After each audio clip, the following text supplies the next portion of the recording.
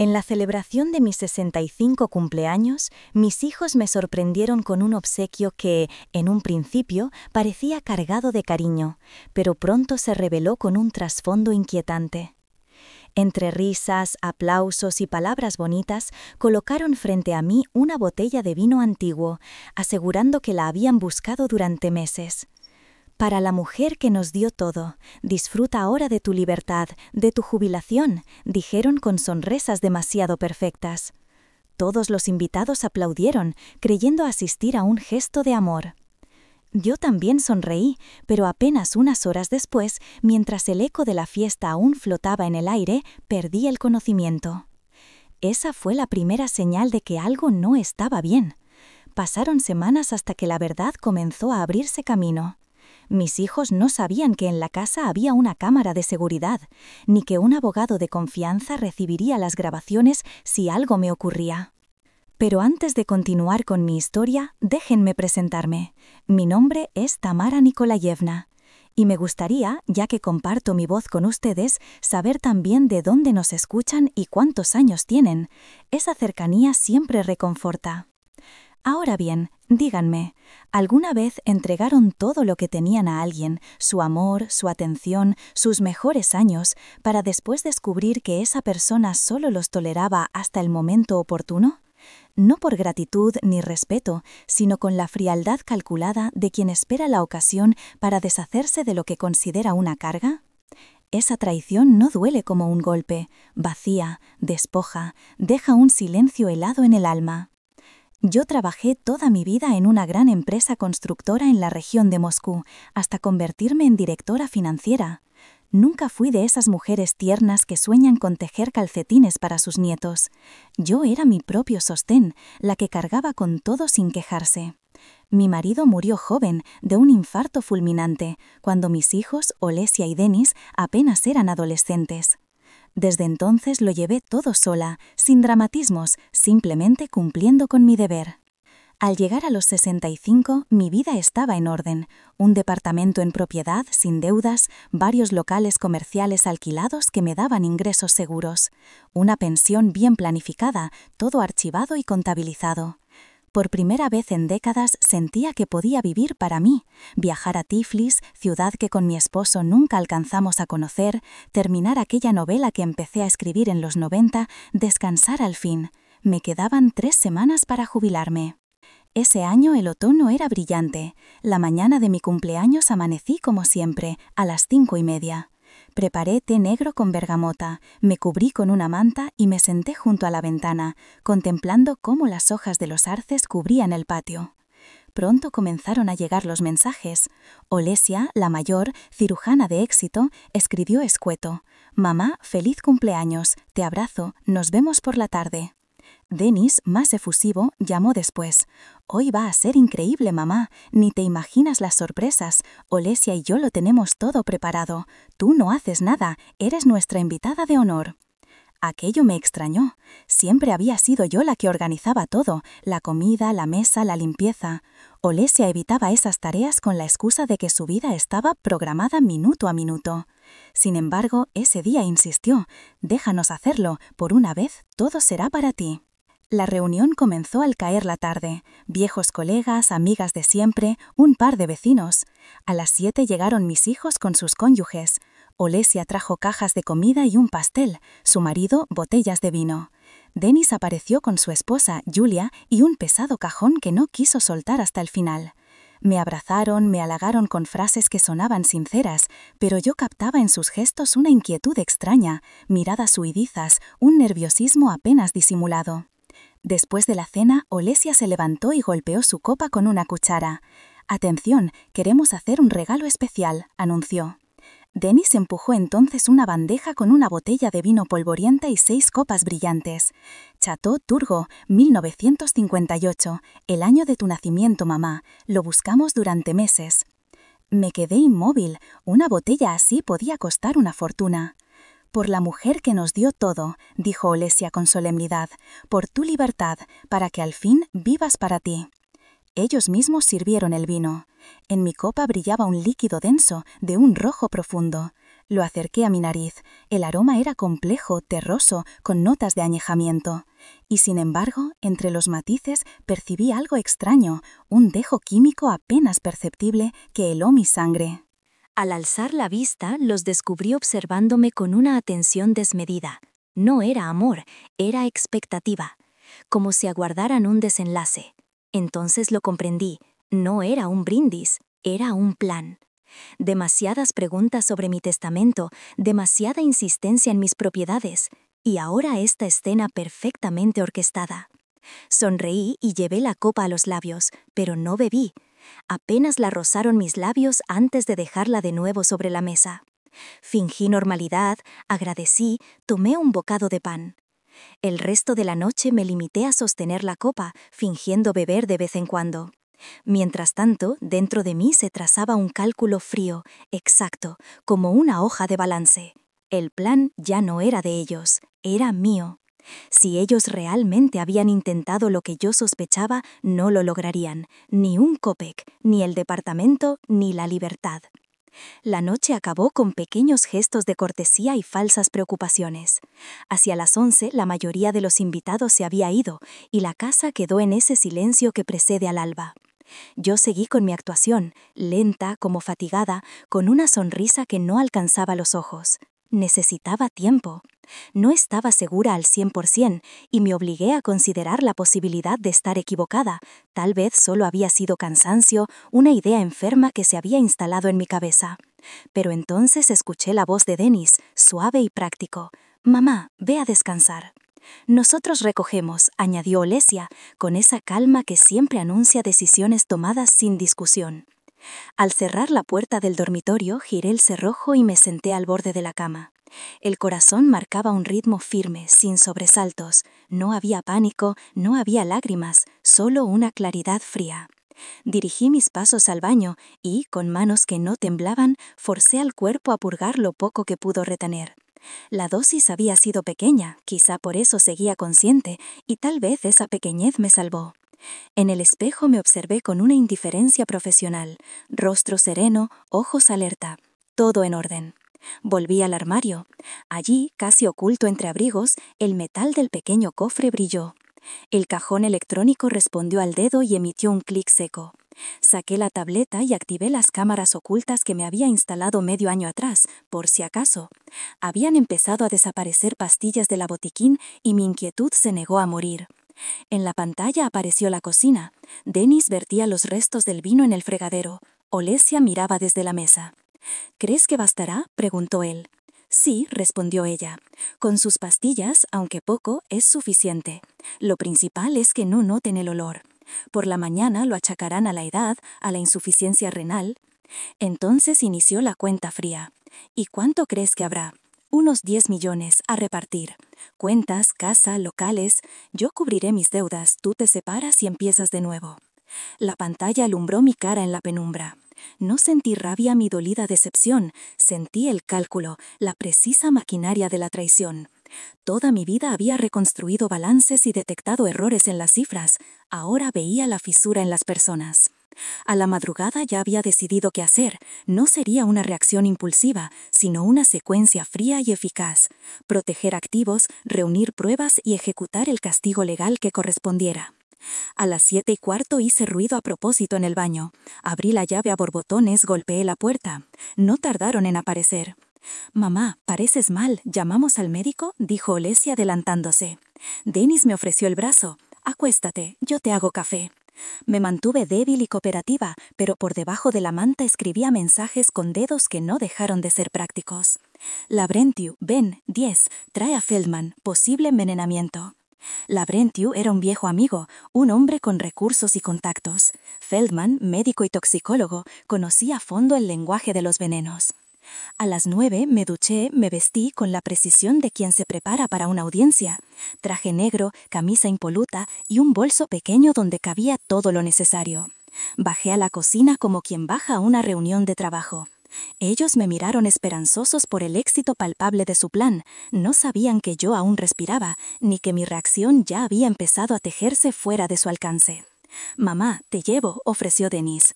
«No, he quedado con el abogado», dije. No miré atrás. Salí y me alejé en un coche que me esperaba. Al pasar por la puerta los vi inmóviles, atónitos. Aquella expresión lo decía todo. No comprendían que lo que pretendían robar ya había comenzado a ser reclamado. En el despacho de Labrentiu todo ocupó su sitio con la misma exactitud como yo había afrontado tantas cifras. Le mostré la grabación y describí los hechos con voz templada. Labrentiu hizo llamadas en cadena. Feldman vino con una jeringa y órdenes precisas. La ambulancia y la policía esperaron instrucciones.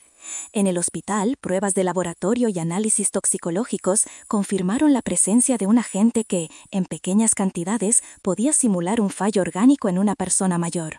Pequeña dosis, efecto sutil, una suposición convertida en certeza. Mientras tanto, Labrentiu y mi abogado redactaron medidas cautelares, embargo preventivo de las cuentas, congelación de transferencias y una orden judicial para impedir cualquier disposición de bienes sin mi firma expresa. No solo eso, el expediente se abrió con cargos por tentativa de homicidio, administración fraudulenta y conspiración. La policía, con la frialdad institucional que a veces reconforta, colocó citaciones y ordenó la custodia de pruebas. Cuando las acusaciones salieron a la luz, la casa dejó de ser un refugio y se transformó en escenario. Los vecinos murmuraban, los médicos hablaban de probabilidades, y mis hijos, que minutos antes calculaban repartos, se encontraron frente a una realidad que no podían sobornar: cámaras, experticias, abogados. Dennis trató de explicar, Olesia de disculparse, pero las palabras no borran lo visto en un vídeo. No busqué venganza sanguinaria, mi objetivo era la seguridad y la justicia. Logré protección legal para mi persona y para mis bienes, aseguré mi autonomía y sobre todo obtuve la confirmación de que mi vida no era un título negociable en manos de quienes debían respetarla. La exposición pública de sus actos sirvió además como medida disuasiva. No solo perdieron la posibilidad de apropiarse de mi herencia, sino también su imagen y confianza ante conocidos y colegas. Con el paso de las semanas, cuando la tormenta mediática se calmó, tomé decisiones también para mí. Vendí algunos activos con cautela, recoloqué fondos donde la seguridad era la prioridad y conservé lo necesario para esa sensación de libertad que había querido regalarme. El viaje a Tiflis, la novela pendiente, el simple lujo de desayunar sin mirar el reloj. No perdí la capacidad de perdonar, pero aprendí a no olvidar. Hoy me miro como una mujer que, a los 65, volvió a aprender a poner límites. No soy la misma que entregó todo sin preguntar, soy la mujer que enseñó a mirar los balances humanos como los balances de una empresa. Con atención, con criterio, sin sentimentalismos que nublen lo esencial. Y cuando, por las noches, vuelvo a la taza de té y a la manta en la ventana, no siento ya aquella pequeña opresión en el pecho. Siento en su lugar una paz calculada. La paz de quien ha hecho las cuentas y ha exigido que se cumplan. Quizá algún día el viaje a Tiflis se vuelva realidad. Mientras tanto, vivo por primera vez en mucho tiempo pensando en mí. A las 10 en punto, estuve en el despacho del Lavrenti, como siempre, puntual hasta la última fibra. Él me recibió en el vestíbulo con la compostura de un abogado que nunca pierde el control, pero sus ojos lo delataron. Había preocupación. Un destello de urgencia que no solía permitirse. «Feldman ya te espera», me dijo. El doctor Stanislav Feldman no era hombre de rodeos. Ex jefe del departamento toxicológico en un hospital estatal, ahora ejercía como perito privado. Su mirada era seca, sus gestos precisos. Me tomó una muestra de sangre, revisó mis reflejos y sin demorar un segundo, pronunció el veredicto. Si es realmente etilenglicol, no podemos esperar. Es grave. Incluso en dosis pequeñas puede dañar riñones, corazón, cerebro. Necesitas ingreso inmediato. Yo asentí. Todo está preparado, añadió Lavrenti. Una habitación privada en la clínica de Sadovoye.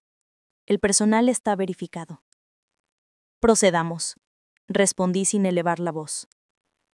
Mientras organizaban el traslado, Lavrenti desplegó una carpeta llena de documentos. Debes firmar la revocación del testamento anterior. Todo pasa al fideicomiso. Es irrevocable. Tus hijos quedan fuera de la cadena sucesoria. Además, hay que trasladar la propiedad, la casa, los locales en alquiler, las cuentas. Los activos en el extranjero ya están registrados a nombre del fondo. En tu casa están cambiando las cerraduras. El sistema de vigilancia se amplía. Todo sigue el plan. Hizo una pausa. Midió mis ojos. Tamara, ¿estás segura? Es definitivo. Yo no pestañeé. Ellos estaban seguros de que yo moriría. Sin voz, sin juicio, sin testamento nuevo. Yo, en cambio, elijo vivir. Feldman regresó 2 horas más tarde con los resultados impresos. «Tenías razón», dijo con tono grave. Se detectó etilenglicol. La concentración es baja, pero suficiente para causar daño si no se actúa. Hemos llegado a tiempo. El traslado a la clínica fue una operación impecable. Habitación individual, acceso restringido, guardia en la entrada y las cámaras bajo control exclusivo de Lavrenti. Me conectaron a una infusión que bloqueaba la acción del veneno. Ordenaron diálisis preventiva. Y yo, recostada, cumplí cada paso como si se tratara de un protocolo financiero, sin pánico, sin dramatismos, con exactitud. Al caer la noche, por primera vez en el día cerré los ojos, no para dormir, sino para sentir. Pero no había nada, ni dolor, ni tristeza, ni nostalgia, solo vacío. A las 9, el teléfono vibró. Primero un mensaje de Olesia. «¿Dónde estás? Estamos preocupados». Media hora después, Denis. «¿Por qué no volviste? Mamá, contesta». No respondí. Que esperen, que calculen, que se pregunten por qué sigo viva, que por una vez experimenten el miedo verdadero. Al amanecer, Lavrenti trajo otra carpeta. Todo firmado, activos fuera de peligro. Los hijos completamente excluidos. El fideicomiso ya está activo. Solo tú, yo y el gestar autorizado tenemos acceso. ¿Y las notificaciones?, pregunté. Enviadas. Hoy a las 10 de la mañana recibirán la citación. Reunión familiar en casa. La policía llegará a las 9:45. El capitán Riva confirmó la orden de arresto, video y análisis anexos. Dejé la tableta sobre la mesa. Solo falta una cosa, dije. Ver con mis propios ojos, que comprendan con quién se enfrentaron. ¿Estás segura?, preguntó él. Tenías billete a Londres. Podías marcharte. Me giré hacia la ventana. He cambiado de opinión. Quiero estar aquí. Quiero mirar el final de su partida. No insistió. Solo asintió.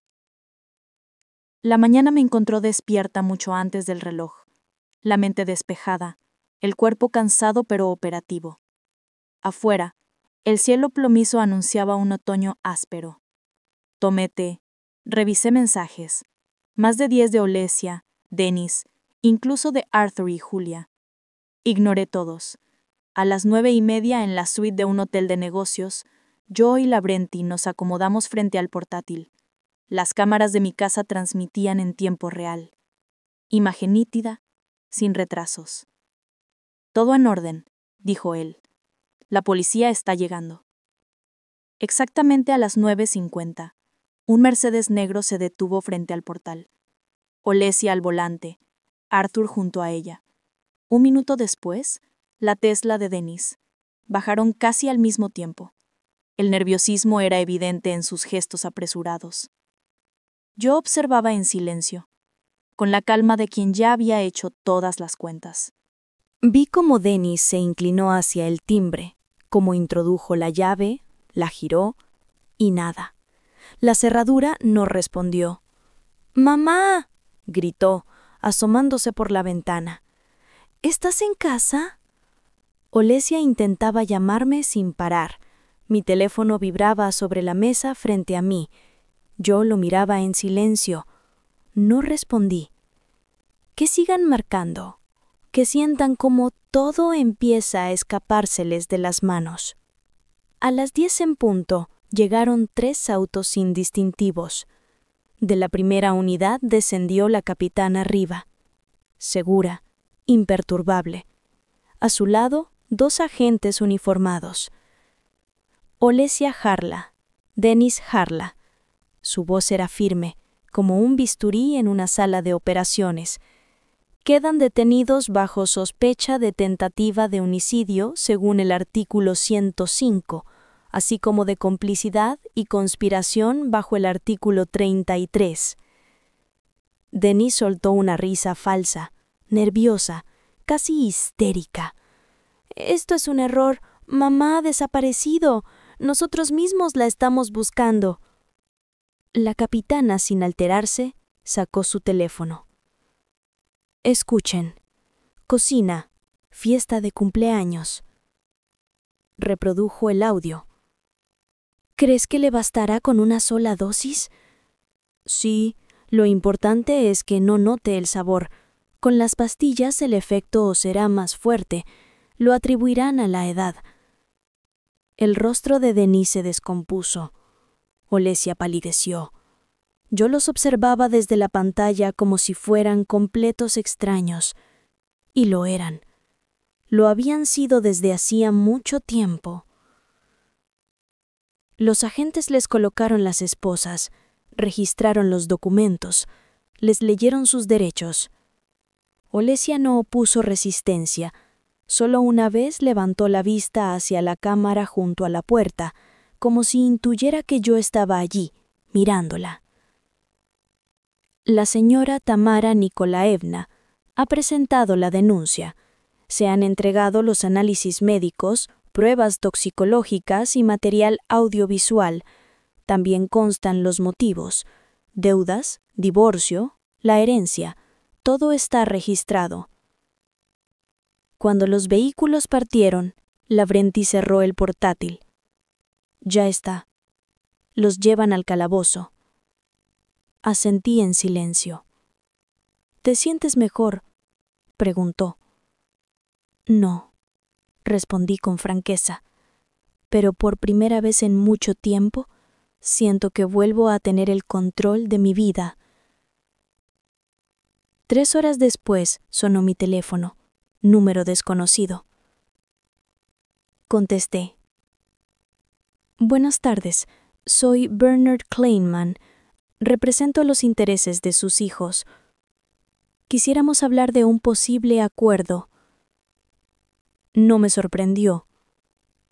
Lo esperaba. «Aclare, por favor. ¿Ha visto las grabaciones? ¿Conoce los análisis? ¿Leyó las actas del interrogatorio?» «Sí, pero aún así, quizás esto sea un malentendido. Emociones, estrés, todos cometemos errores». «Intentar asesinar no es un error», respondí con frialdad. «Es una decisión consciente, planificada». Hubo un silencio denso. «¿Qué es lo que quiere?». «Que respondan, que no haya indulgencias, ni un solo resquicio para la clemencia, ni una moneda de mi patrimonio, ni un discurso público en su defensa. Quiero que lo pierdan todo, como quisieron arrebatármelo a mí». «Es duro», musitó. Lo duro era lo que ellos pretendían hacer: matarme, sin piedad. Esa noche regresamos al hotel.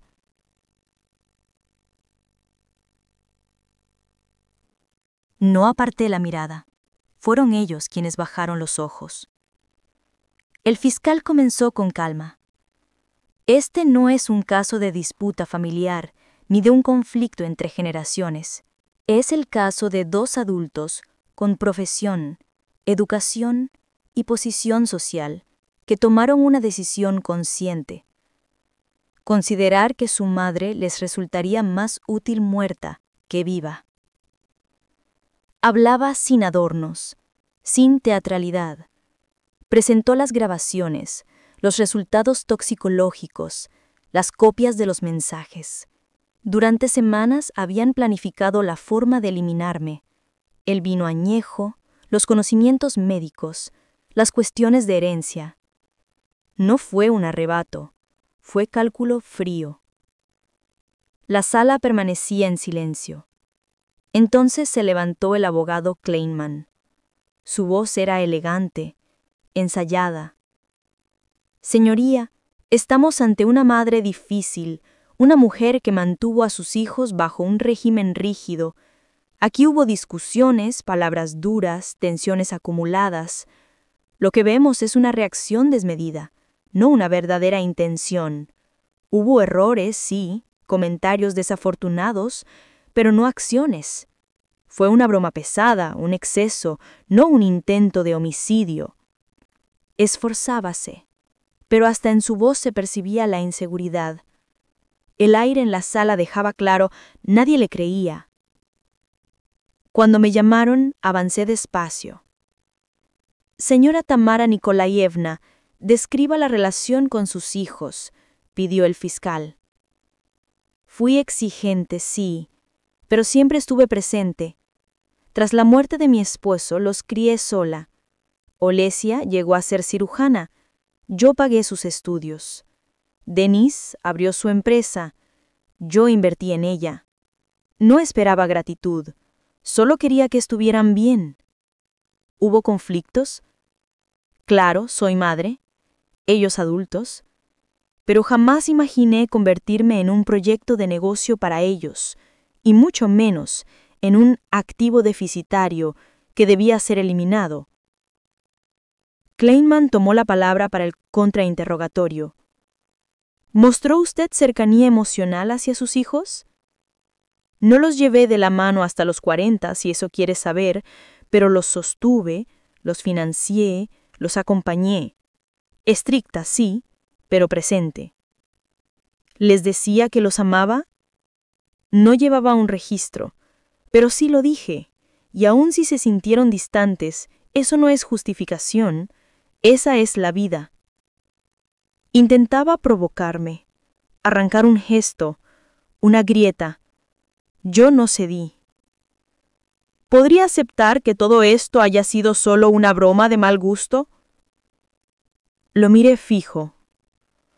Una broma es pintarle bigotes a la foto de un hijo, mezclar veneno y dárselo a una madre. No es una broma, es una sentencia. Tras el receso, la jueza fijó fecha para el veredicto, 2 semanas. Cuando escoltaron a Denis y a Olesia, me miraron de reojo. No había súplica ni rabia, solo vacío. Como si comprendieran que todo había terminado. Esa noche, ya en el hotel, Lavrenti abrió una botella de vino seco y sirvió 2 copas. ¿Brindamos por haber cerrado una etapa? No, yo ya no bebo. El vino se convirtió en un símbolo demasiado amargo. Lo entendió. Retiró las copas en silencio. Yo me acerqué a la ventana, observé la luz de las farolas y pensé, solo tenían que esperar. Un par de años y todo habría sido suyo. Sin lucha, sin condiciones. Ahora lo único que les dejo es una lección, y esa costará más que cualquier fortuna. Las 2 semanas pasaron con extraña calma. Rutinas simples, paseos breves por la mañana, trabajo con abogados, llamadas, papeles. En las noches, silencio y té. Intentaba leer, pero las palabras no lograban anclar en mi mente. Denis y Olesia seguían en prisión preventiva. Kleinman no volvió a llamar, se había quedado sin cartas. Llegaban, eso sí, cartas breves, evidentemente dictadas por juristas, frases vacías, sin disculpas ni reconocimiento. Lamentamos lo ocurrido, no quisimos hacer daño, solicitamos reconsideración. Yo no respondí. 3 días antes de la audiencia final, alguien golpeó la puerta de mi habitación. Era Julia, la esposa de Denis. Pálida, los ojos enrojecidos. Perdón por venir sin avisar, ¿puedo pasar un momento? La invité a sentarse. Se acomodó en la silla junto a la ventana, apretando las manos. Yo no sabía nada, Tamara Nikolaevna, se lo juro. Él nunca me dijo. Pensé que éramos una familia normal. Te creo, respondí sin alterarme. Siempre fuiste discreta, invisible. Por eso nunca compartieron contigo. Asintió, rompió en un llanto mudo. He pedido el divorcio. Intentó llamarme, no contesto, me da vergüenza. No tienes de qué avergonzarte.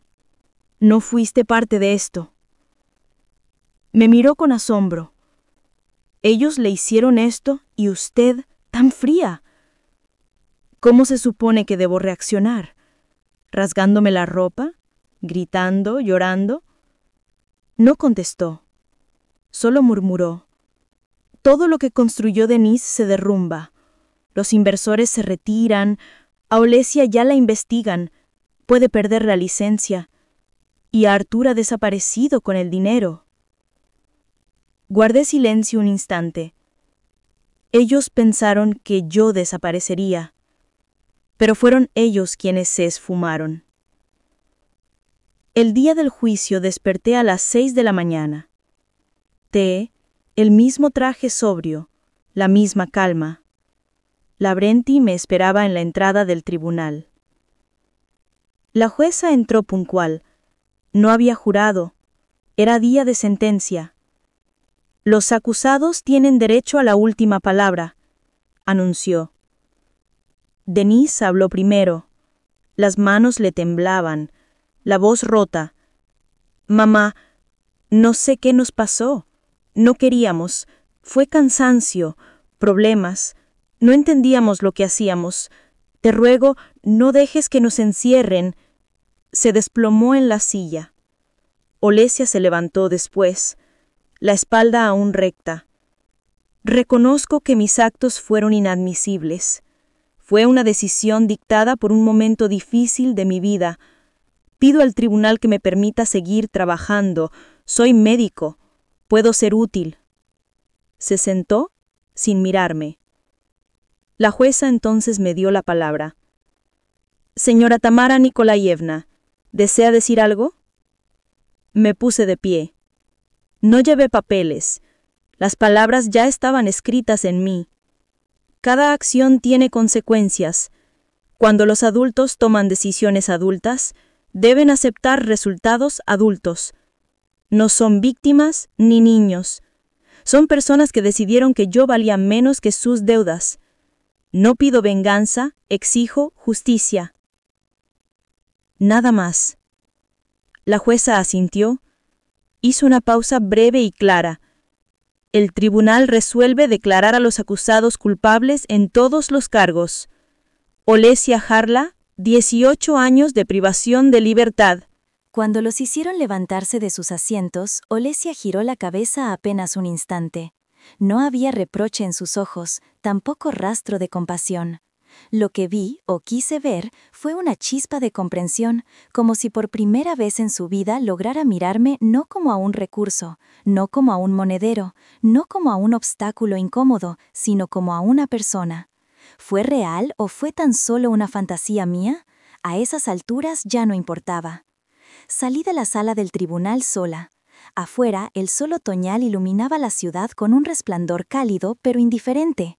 La vida continuaba, las voces en la calle fluían y yo simplemente seguí caminando, con pasos que sonaban más pesados de lo habitual.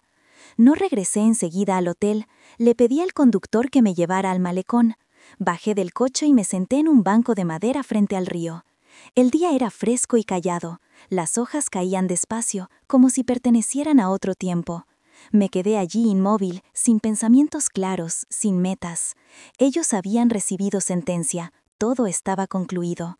Sin embargo, dentro de mí no había alivio ni victoria, solo un vacío silencioso, como si hubiera atravesado un huracán y ahora me encontrara en un terreno arrasado, donde antes existía un hogar.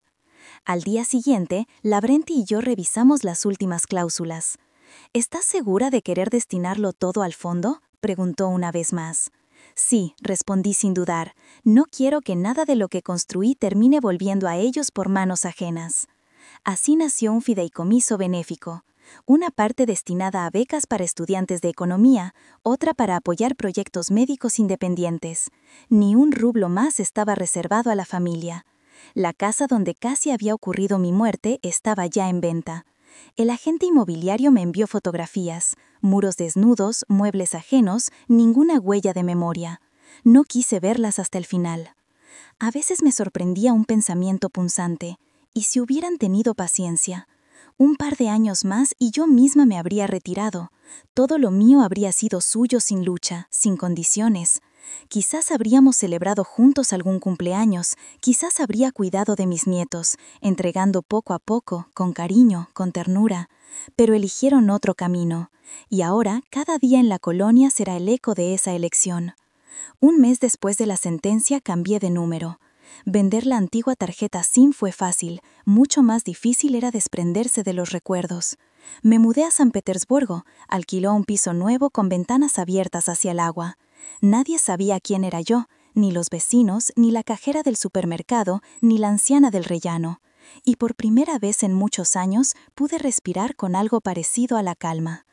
Me levantaba temprano, preparaba té, me sentaba junto a la ventana. A veces escribía. No memorias, no quejas, simplemente páginas sueltas para no cargarlo todo dentro. Un día llegó una carta manuscrita. En el sobre, la dirección de la colonia. Reconocí la letra de Olesia. No la abrí, la guardé en un cajón, sin enojo, sin miedo. Comprendí, con una claridad casi cruel, que ya no importaba. Por más que aquellas cartas contuvieran palabras de arrepentimiento o excusas, nada podría cambiar el pasado. A veces llamaba a Julia, la esposa de Denise, al principio con timidez, luego con una voz un poco más cálida. Un día me dijo, «He presentado documentos para estudiar, quiero empezar de nuevo. Gracias por haber sido sincera conmigo». Le deseé suerte y en mi interior pensé, quizá, después de todo, al menos una persona quedó viva entre estas ruinas. Lo que sucedió no me trajo felicidad, pero sí me dio libertad. Ya no vivía a la sombra de expectativas ajenas, de mentiras heredadas, de una ingratitud constante. Desde entonces, todo lo que hacía, lo hacía solo porque así lo decidía. Si eso era soledad, que fuera una soledad honesta, sin máscaras, sin veneno en una copa de vino, sin ojos calculando cuánto tiempo me quedaba de vida. Pasaron 6 meses, no marcaba los días en el calendario, simplemente vivía. Cada mañana mi té con bergamota, la ventana abierta al canal, las noticias en un murmullo lejano. Había dejado de seguir la economía, de asistir a reuniones, de leer informes, de esperar llamadas. Era una sensación extraña, nadie esperaba nada de mí. Al comienzo asustaba, después se transformó en libertad.